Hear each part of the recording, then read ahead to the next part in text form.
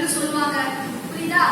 அதாவது நமச்சிவாயவே ஞானமும் கல்வியும், நமச்சிவாயவே ஞானமும் நிச்சயம், நமச்சிவாயவே ஞானமும் ஏதுமே, நமச்சிவாயவே நன்னெறி காட்டுமே, நமச்சிவாயவே நன்னெறி காட்டுமே.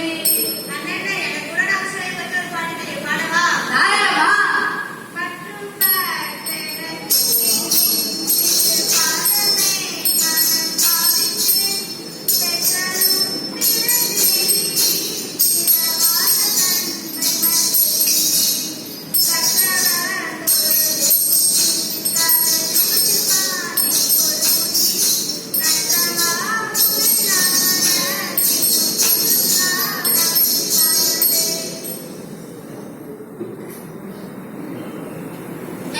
நமச்சிவாயத்தை பற்றி ஒரு பாட்டு தெரியும்.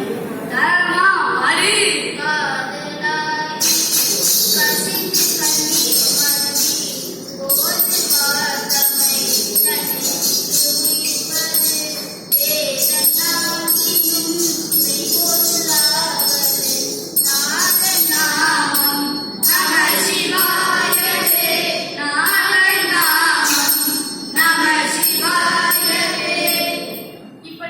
அடியார்கள் சைவ ஞானிகள் அனைவரும் சொல்லக்கூடியது என்னன்னா, இப்பிறப்பிலும் மறுபிறப்பிலும் உடல் பொருள் ஆவி இது அனைத்தையும் மேன்மை அடையக்கூடிய சொல்லக்கூடிய ஒரே மந்திரம் நமச்சிவாயம் மட்டும்தான். அப்படியா?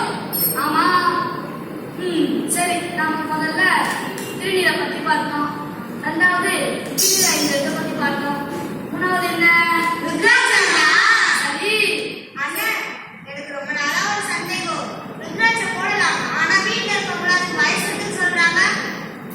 நல்ல கேள்வி.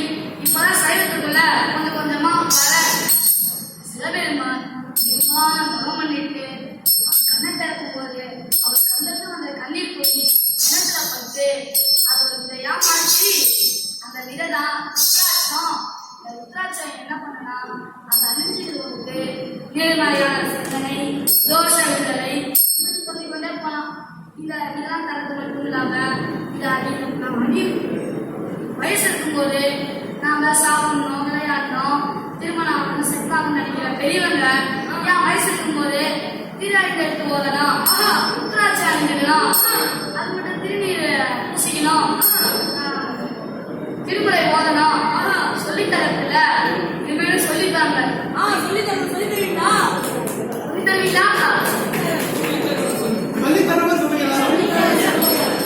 ருத்ராட்சம் எல்லாரும் அணியலாம்.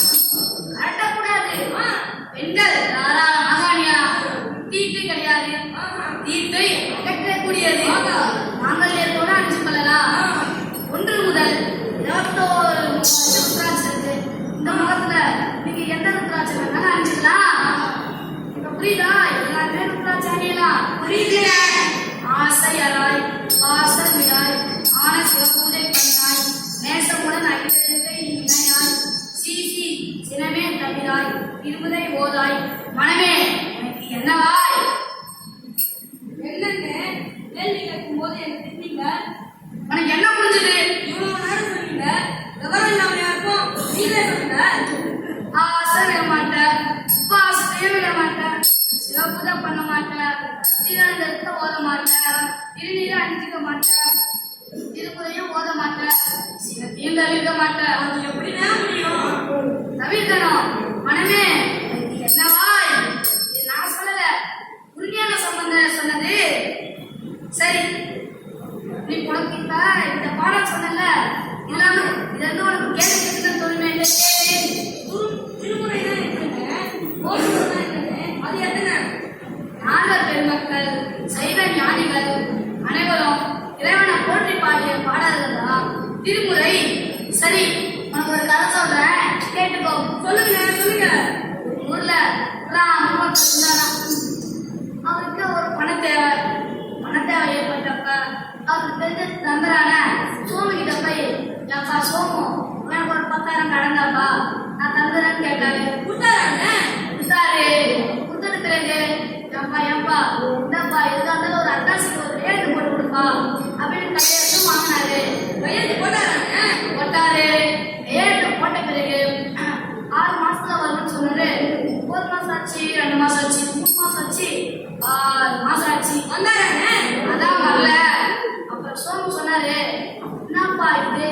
காசு கொடுத்த மிச்சம் இன்னும் வரலையே அப்படின்னு யோசிச்சிருந்தார். அந்த நேரத்துல அவருக்கு ஒரு மருந்து தேவை இருந்துச்சு.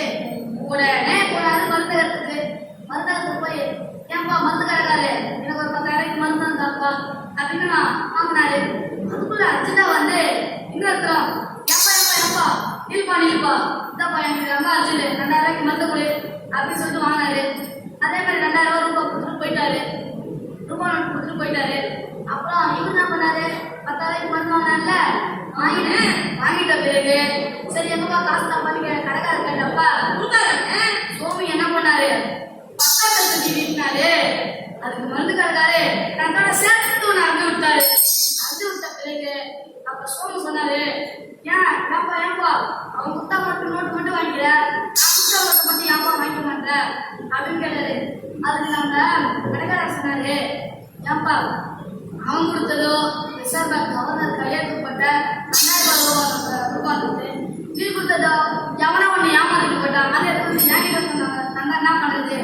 அது மாதிரி தாங்க திருமுறை ரிசர்வ் பேங்க் கவர்னர் கையெழுத்து போட்டு கொடுத்த 2,000 ரூபாய் நோட்டு மாதிரி இந்த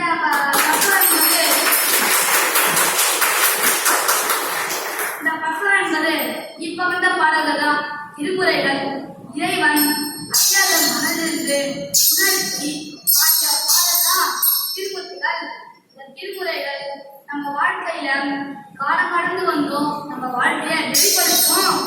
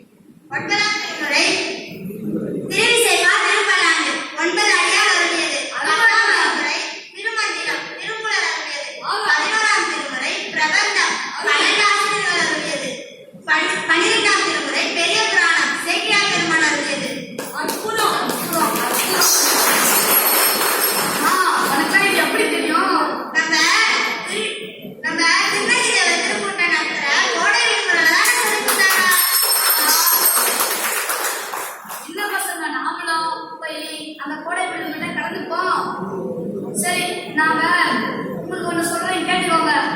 முதல் 11 திருமுறை அடியார்கள் இறைவனை போற்றி பாடியது.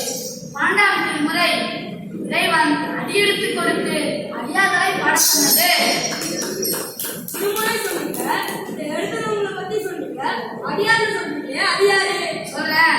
சமயப் புலவர்கள் 4 பூழியதோர் பொழித்தனர் புகழியதோர் கடல் போற்றி ஆழிசை கல்வியது அணிவதினான் போற்றி பாடினார் வந்தொண்டர் போற்றி பூழிமணி திருவாரூர் அடுத்தது நாகர் பெருமக்கள் சந்தான புலவர்கள் 4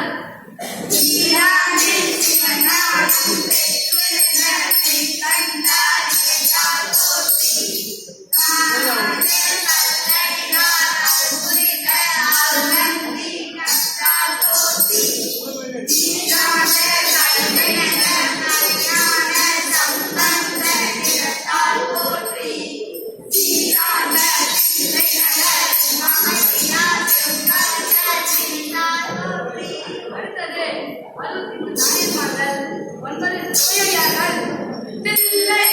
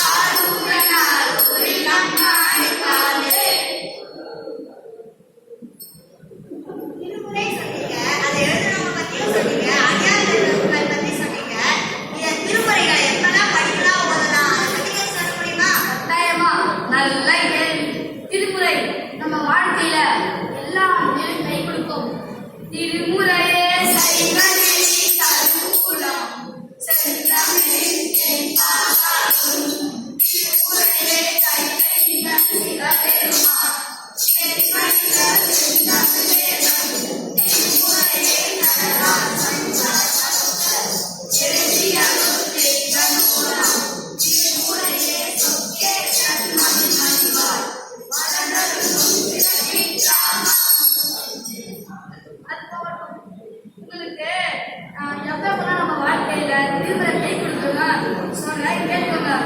நல்லா படிக்கணுமா? அதிகம் இருக்கு. வேலை கிடைக்கணுமா? அதிகம் இருக்கு. செல்வம் கிடைக்கணுமா? அதிகம் இருக்கு. திருமணம் ஆகணுமா? அதிகம் இருக்கு. குழந்தை செல்வம் வேணுமா? அதிகம் இருக்கு. அந்த குழந்தைகள் வேலைக்கு போய் கல்யாணம் பண்ணணுமா? அதுக்கும் அதிகம் இருக்கு. தோட்ட பிரச்சனையா? அதிகம் இருக்கு. குடும்பத்துல சண்டையா? அதிகம் இருக்கு. புரியுது புரியுது. மாமியார் சண்டையா?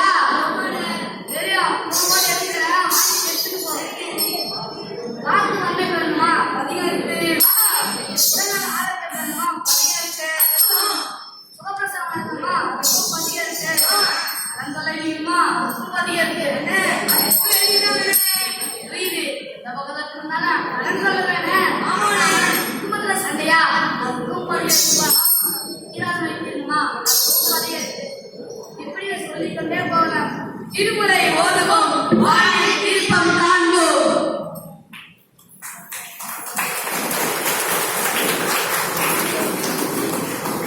இப்படி நம்ம சமயத்தை பத்தி கடலளவு உள்ளதை பத்தி கடுகளவு சொல்லியிருக்காங்க. நாமளும் நம்ம திருநெல்வேலி திருக்கூட்டத்துல இணைவோம், சிவத்தொண்டு புரிவோம், சிவன் தாள் வணங்குவோம்.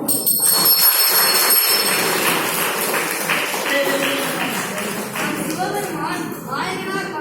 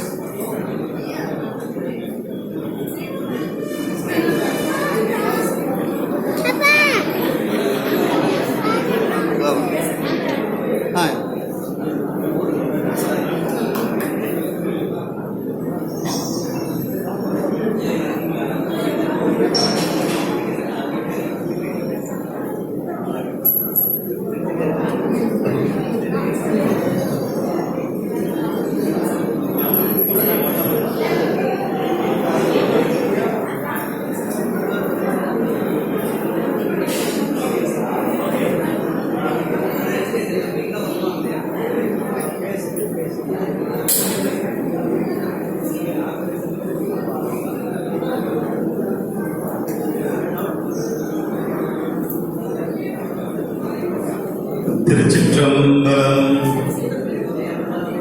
அடுத்ததாக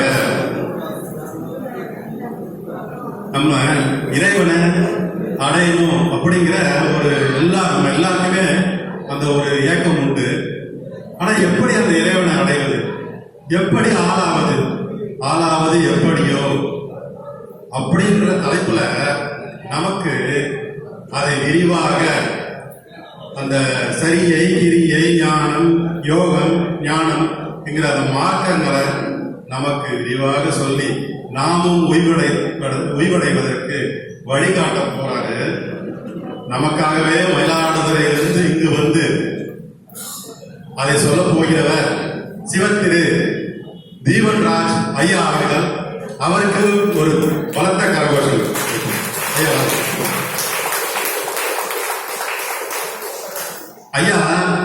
ஐயாவின் தமிழ் நடை பார்த்தீங்கன்னா அது நம்மள மயக்கம். அந்த தமிழ் அவ்வளவு இனிமையாகவும் அழகாகவும் ஒரு விஷயமும் இந்த வரலாற்று நிகழ்வுகள் நம்ம திருமுறைகளையும் பெரிய புராணத்தையும் குறிப்பிட்டதிலிருந்து விலகாமல் அந்த நிகழ்வுகளை அழகுற நமக்கு விளக்கி பதிவுகளின் பொருளோடு சொல்லுவாரு. சிறு நாவல் திருஞான சம்பந்தரின் மதுரை விஜயத்தை மிக அருமையாக சிறு நாவலாக தொடர் நாவலாக நமக்கு வாட்ஸ்அப்பிலே தந்தவர் ஐயா. அதுக்கெல்லாம் நாங்கள் ஊருகின ஐயா அவருக்கு அந்த வாழ்த்துக்கள் சொல்லிட்டே இருப்போம், ஊக்குவிச்சுட்டே இருப்போம். அந்த அளவுக்கு அருமையான தமிழ் எழுத்து நடை. அவரோட சொற்பொழிவு ரொம்ப இனிமையா இருக்கும். அனைவரும் கேளுங்கள். திருச்சிற்றம்பலம். திரு பச்சமுத்து ஐயா அவருக்கு மரியாதை செலுத்துகிறார்.